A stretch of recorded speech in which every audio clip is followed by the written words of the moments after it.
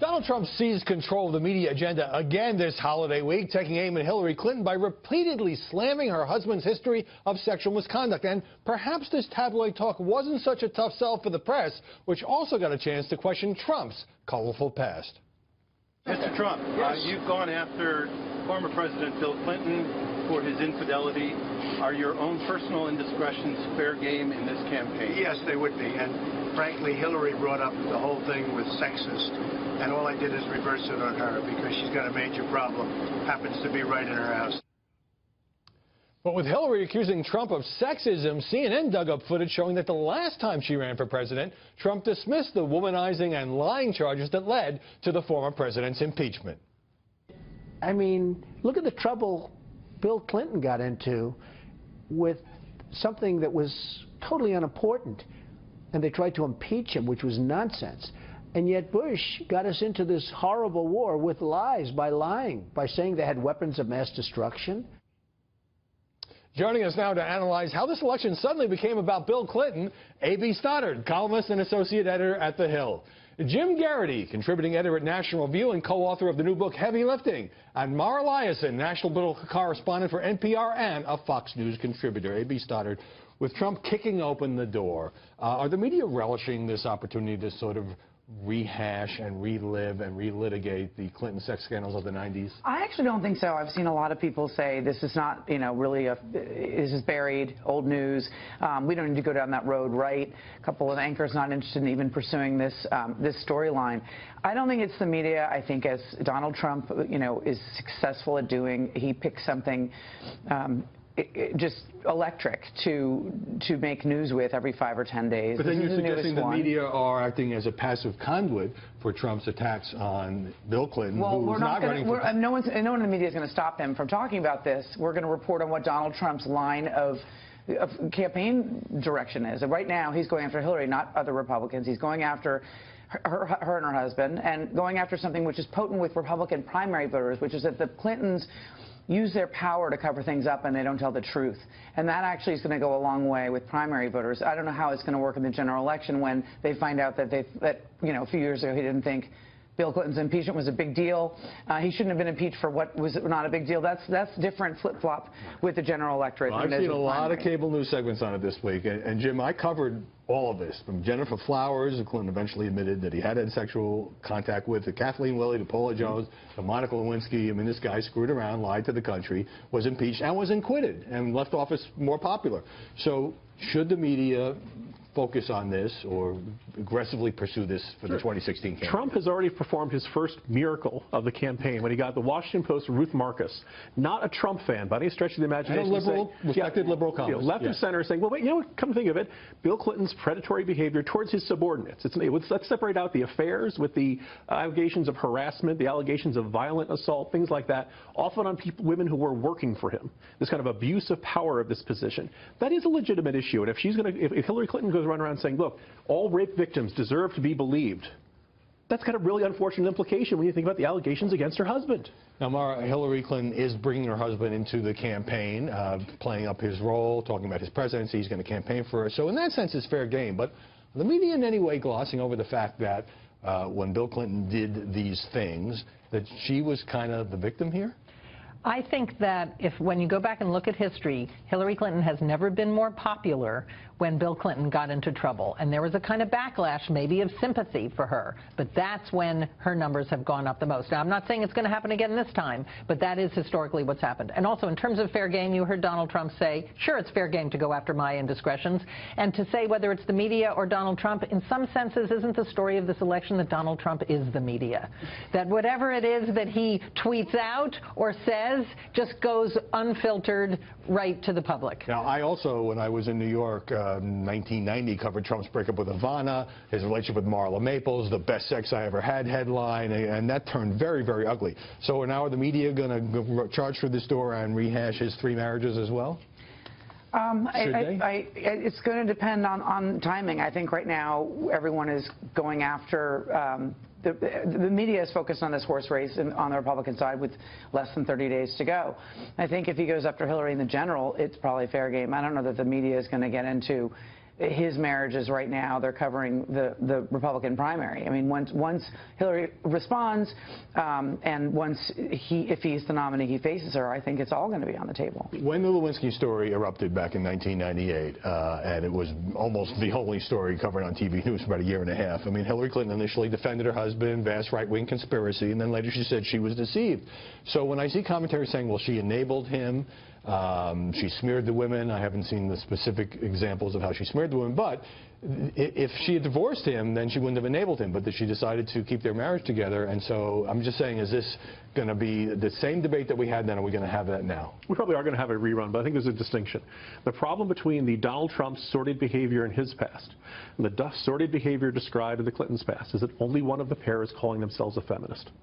And I think there's going to be this kind of shocking response to the idea that, I mean, Trump likes to come out there and say, I'm going to be terrific for the women. I'm the best the women have ever had, I suppose in light of that old New York Post headline, there's a very different connotation to that now. But the gist being that, like, his whole point is to point out his hypocrisy. I don't think he should come out of this and say, well, Donald Trump is really the good guy when it comes to treatment of women. And only one of them is running for president. Bill Clinton is not running for president. Right. I've made that point, but at the same time, Bill Clinton would be living in the White House. That's he would presumably be a key advisor as a former president to his wife. That's right. I think it's going to be an issue, but I think that she has a strong card to play here. Not so much in the sexism card, but that she did stick with him. I'm sure there's going to be a narrative about their marriage improving and strengthening. All right, I'm going to go out on a limb here and say I think a lot of voters would rather hear about issues that affect their lives and not just focus on the past, but it's obviously an amusing topic for the media, at least for now. Donald Trump has changed this race in a way that every dinner table across this country is now debating the Donald Trump question. Especially yours. Especially mine. We were just talking about this in the commercial break, so we are honored to have, no matter what side you're on, Donald Trump himself on the show this morning. Mr. Trump, can you hear us? Good morning. Yes, I can. Hi, Tucker. Hi. So around these dinner tables, you're taking up all the conversation around these dinner tables. Is that surprising? Yeah. Well, I don't know, but we had an amazing rally last night in Mississippi. Thousands and thousands of people. It filled up a massive arena. It was packed, and actually there was an overflow going over to the convention center. It was an incredible evening. So what are you doing in Mississippi with the Iowa caucuses a month from now? Mississippi's not till the first week in March. Why campaign there instead of Iowa? Well, it's interesting. It's a good question, actually. But we've had such support there, and I've been in Iowa, and we're doing great in Iowa. I've been in Iowa a lot. I'll be there on Monday. I'll be there on Tuesday. I'm going to be spending a lot of time in Iowa, and we have incredible friends in Iowa. But we've also got great friends in the South and in Mississippi, and they've been asking us for so long and so hard.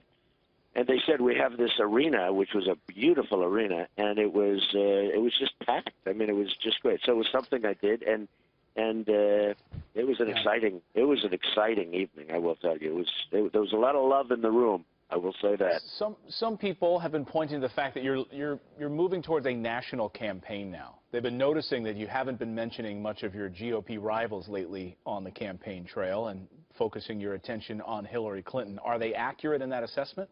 Well, I do really mention them a lot, and I do talk about them, some with respect and some with a little bit less than that. But I do talk about them a lot. I also talk about Hillary Clinton a lot, and they talk about me. In their last debate, they mentioned me 9 times. They didn't mention anybody else.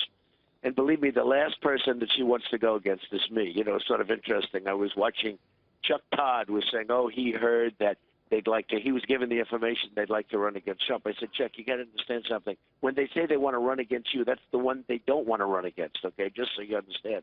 The last person, and you see that even from the last 4 or 5 days, the last person they want to run against is me, by far. And I'm also doing really well. A poll came out. I'm beating them and beating her in the polls. And I think I'm the one that can beat her the most easily. And I think it's going to be not that tough because her record is terrible. Well, why wouldn't they want to run against you? Well, I think it's going to be a tough campaign for them. I think I've shown that. I look at how many people on the Republican side they've come against me and they've gone down. I mean, they've gone down big league, and I think that she, frankly, is easier to bring down than the Republicans that I've already brought down. Because if you look at, they have better records than she does. She has a terrible record as Secretary of State. I mean, she's literally created ISIS. If you look at her, between her and Obama, they're the ones. We have this big ISIS problem they created with their bad policies and their bad thinking.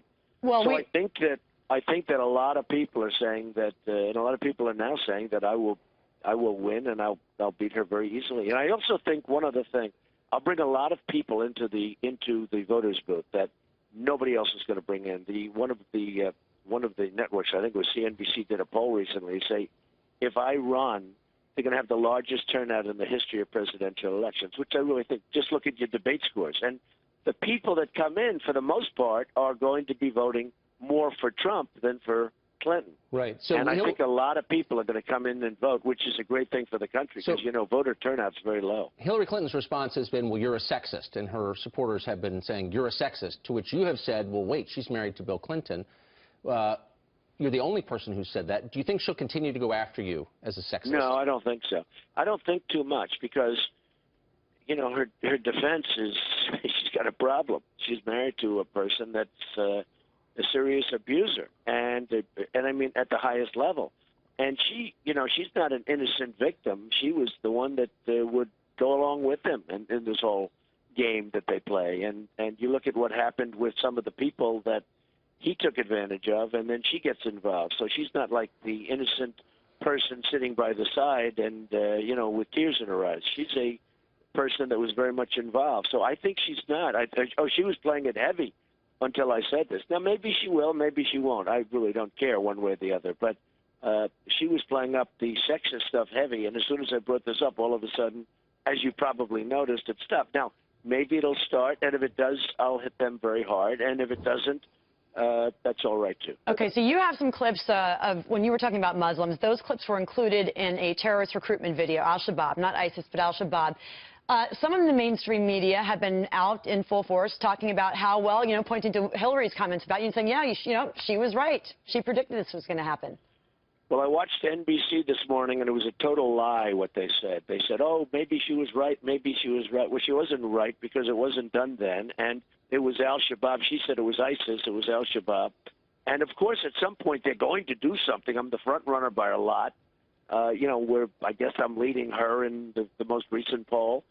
So they're going to do something. But what does that mean? We're not supposed to speak about the enemy, and they are the enemy, by the way. We're not supposed to speak about the enemy because if we do, we're going to be in a propaganda. Everybody knows anybody's going to be in a propaganda.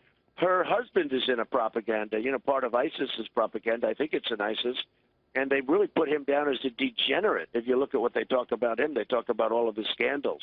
And, she doesn't mention that, but he's down there in a very negative way, in very negative fashion. So, it's like one of those things, but it wasn't ISIS, and it wasn't made at the time, and she lied. But I watched mainstream media. I watched ABC and I watched NBC, and the way they covered it, and frankly, CNN, they covered it so inaccurately, it was disgusting, and they should be ashamed of themselves. You made some comments the other night in Biloxi, Mississippi, about President Obama and his getting ready to announce executive action on gun control. He's going to meet with his Attorney General, Loretta Lynch, on Monday to go over some of the finer details of that. You said whatever executive action that the president puts forth, if you were president, you would unsign it, you would rip it up, you would veto it. Do you think the president's going to pull the trigger on executive action for gun control? Well, he's going to do something, and nobody knows exactly what that is. But, we have a Second Amendment that's very important, and people need that, and in many cases for protection. And we're going to protect the Second Amendment. And if he signs something, we are going to terminate it as a very early step when I get to office. I mean, the only thing good about executive action is that if you have somebody like Obama that has totally taken advantage of that situation, and it's ridiculous what he's been doing. He's been getting away with murder. Now, at the border, the courts have actually, he did an executive action at the border, and it was very interesting because the courts have actually upheld us. Sort of at least on a temporary basis. There are many executive actions. We're going to terminate his executive action on the border, and we'll have to see what he's got with respect to guns. I don't know if he's going to do it, but I guess everybody's telling me, and if I'm watching you folks, he's going to decide executive action having to do with guns. You've been critical. You've been critical of Congress, absolutely. So if you're president, the complaint from this White House is that Congress won't do anything, so we've got to take action. Are you going to be deferential to Congress if you become president? Are we going to see a lot of Trump executive actions? Right. The system works where you have Congress, and you're supposed to get along with Congress and cajole and get into a room and work out deals and make compromises. He doesn't do that because he's unable to do it, because he's spending 3 weeks playing golf in California. It's hard to do that when you're playing golf all day long. I mean, it's like he's on the PGA Tour.